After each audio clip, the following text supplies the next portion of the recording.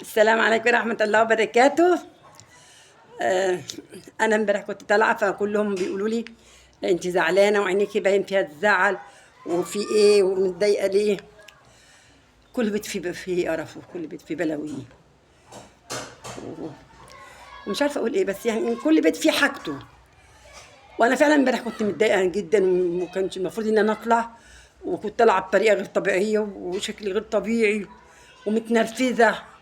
مش بقول لأ، بقول أيوة، كل ده كان فيه، بس غصب عني، كان غصب عني. وانا بقول لكم يعني ايه، انا متاسفه ان انا كنت طالعه يعني متنرفزه ومتضايقه وعينيا فيها رغوي عياط، والبنت ضايقتني، والشغل كان مزهقني شويه. فانا طلعت بس عشان خاطر ان انا مش عارفه، كان مين بيقول ما تغيبيش كتير كده. والله انا ما بغيب كتير كده، والله ما بغيب كتير كده، بس غصب عني. يا محمود وطي صوتك، يا محمود وطي صوتك. ليه؟ كل ما اجي اصور لازم اتخانق وانا بصور، دي سفالة مني ما.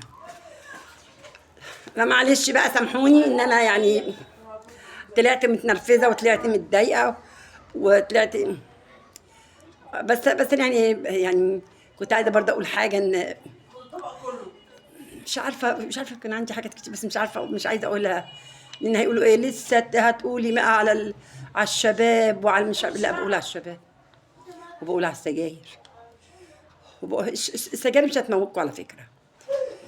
حرام عليك يا مريم، حرام عليك يا ماما، انت بتضحكوا. ويمين الله اللي هسمع صوته هقوم له اعملوا اللي تعجبكم، اعملي يا نادية على كيفك، اعملي قليلة التربية، اعملي. نادية بتستناني ان انا اصور وتبهدل الدنيا عشان أنا اغلط واقل ادبي وابقى سافلة جدا، لكن على فكرة انا بمسك نفسي على اخر لحظة، وبقول لكل بنت وكل واد ما تعرفوا بمقام امكم وابوكم، بالام اكتر. احنا بنتعب وبنتهد وما بنلاقيش كلمة شكر. احنا بنزيد من شكر من ربنا، مش منكم انتوا. لا انتوا، لا انتوا بقيتوا صعب، انتوا بقيتوا جيل النت والكلام دوت. آه مش عارفة اقول ايه، بس يعني آه بقيتوا مش ما بتدوناش حقنا.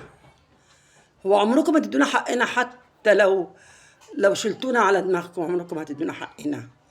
بس احنا عايزين حقنا فعلا، بس مش حقنا طبطبة، كلمة رضا، كلمة ايه يا مامي، إيه انت زعلانة ليه يا مامي؟ ايه اللي مضايقك؟ ايه اللي مزعلك؟ ايه يا عم انت زعلان كده ليه؟ انت متضايق كده ليه؟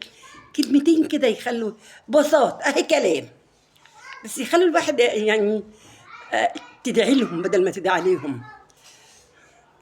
بدل مثلا انا عايزه مثلا اعمل شاي يا ناجيه، عيني يا ماما، لكن تقول لك ايه؟ اعملي لي معاكي يا قلبي يا عينيا، اعمل لك معايا الشاي. طب ما تعملي انت يا حبيبتي، بدل ما انا اللي اعمل شاي ما تعملي انت. لا، هم عايزين هم يتخدموا على طول، ما يخدموش. امال لما نكبر شويه وبقى خلاص بقى نكبر، مش قادرين مثلا كلمه سافله، مش قادرين نروح حمام، مش قادرين، هتعملوا فينا ايه؟ هيتعمل فينا ايه لما احنا واقفين على رجلينا وصبايا وشغالين واقفين وكده، وبرضه مش عاجبكم يعني؟ لا، مش مدينا حقنا. امال لما نكبر شويه هتعملوا ايه؟ شوف احنا بنعمل فيكم ايه وانتوا صغيرين، اعملوا فينا بقى واحنا كبار. انا بتكلم العالم كله، مش بكلم انا نفسي بس، او بكلم بنتي، او بكلم الولد، لا بكلم العالم كله. اعملوا حسابكم في الام والاب، اعملوا حسابكم ان لما تيجي تتخطب او تتجوز ما ما تحسسش ان مراتك هي دي الدنيا كلها، هي دي حياتي. والولد اللي جاي او البنت اللي جايه، ياه طب ما انت قبل كده كنت جاي من امك، وكنت برضو ياه، وكنت اغلى حاجه، وكنت ما الدين تدان. خلي بالكم من اهاليكم، خلي بالكم مننا لما نكبر. احنا دلوقتي بندي فلوس، بندي نظافة، بندي شغل، بندي حموم، بندي مسح، بندي كل شيء. ما هيجي علينا أيام إحنا اللي قاعدين ناخد بقى، ساعتها هنبقى تقال قوي على قلبكم. ساعتها أنا لسه هروح لماما أعمل لها الشقة وأحميها وأعمل. لا لا لا لا لا لا لا، ولادي تعبانة مش هروح. ساعتها الواحد يفهم إن اللي عمله كان ببلاش عند ربنا طبعا، مش بقول لأ، عند ربنا، بس لازم تعرفوا بمقامنا، لازم تفهموا بمقام الأم والأب. انتوا متدوناش حقنا خالص، مش أنا لوحدي، لأ، أنا بشوف مع أصحابي، بشوف الشغل، بشوف كل حاجة. يعني لو عيل بتاع 12 13 سنة كده جاي مع مامته المستشفى، يعني ابص تلاقيه واقف قاعد بعيد عنها. امه تقول له طب روح اسال يا ابني على الدكتور جه كذا، اصبري لما يبقى يجي هنعرف. مش حاضر يا امي، ما هو جايه لك انت والدكتور لك انت. لكن السفاله بقى تقولي ايه؟ تقولي ايه في السفاله وقله الادب؟ انا بشوف كتير، عشان هقدر اقول لي ده لا وده اه وده لا وده اه، يبقى مش هشتغل، يبقى خلاص اليوم راح عليا ومش هشتغل. بقول ربنا يهديهم، بقول ربنا يهديهم ويصلح حالهم، ومحدش يتعب، محدش يزعل من ابنه او بنته.